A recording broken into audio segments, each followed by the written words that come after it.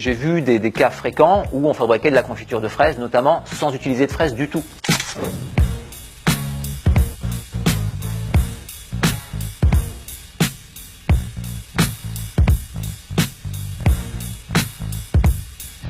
Et je me suis rendu compte au fur et à mesure des années que ce qu'on nous demandait, c'était de baisser les prix et de baisser la qualité pour faire des produits toujours plus déséquilibrés, toujours moins bons, qui contenaient de plus en plus d'additifs. J'ai vu des cas fréquents où on fabriquait de la confiture de fraises, notamment sans utiliser de fraises du tout.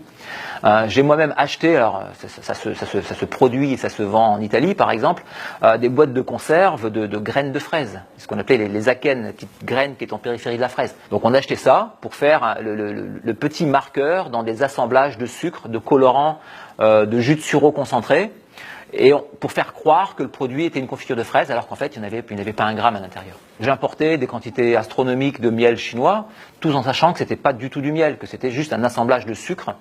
Je payais ça moins d'1 euro du kilo, et ça permettait aux supermarchés français de proposer du miel qui en réalité n'en était pas aux consommateurs pour des prix inférieurs à 6 euros du kilo. J'ai aussi importé des dizaines, des centaines de tonnes de concentré de tomates de Chine qui étaient fabriqués à partir de tomates moisies, pourries, et une qualité qui était extrêmement mauvaise. Moi, ce que je peux dire de mon expérience, c'est que en général, les marques leaders sont de meilleure qualité que les marques distributeurs. Si vous montez en qualité, vous monterez en prix.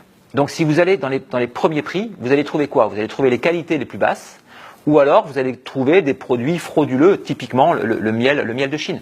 Alors on croit faire une bonne affaire en achetant du miel inférieur à 6 euros du kilo, mais en réalité non, puisqu'on achète du sucre, et même à 6 euros du kilo, c'est encore trop cher pour du sucre.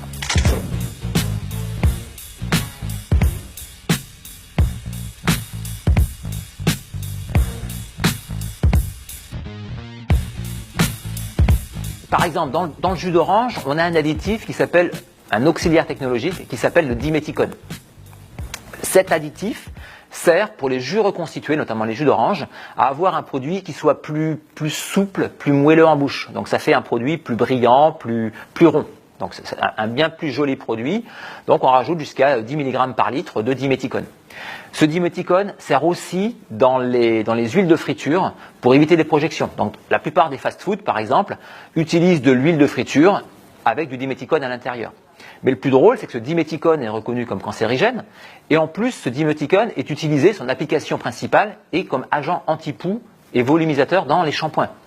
Donc vous voyez, on vous fait ingurgiter des produits en vous disant ce sont des additifs alimentaires ou des auxiliaires technologiques qui en réalité n'ont rien du tout d'alimentaire. Ce ne sont pas des aliments, la plupart des produits sont ajoutés, sont toxiques, des molécules chimiques que notre organisme ne sait pas utiliser et qui le détraquent et qui le rendent malade à long terme.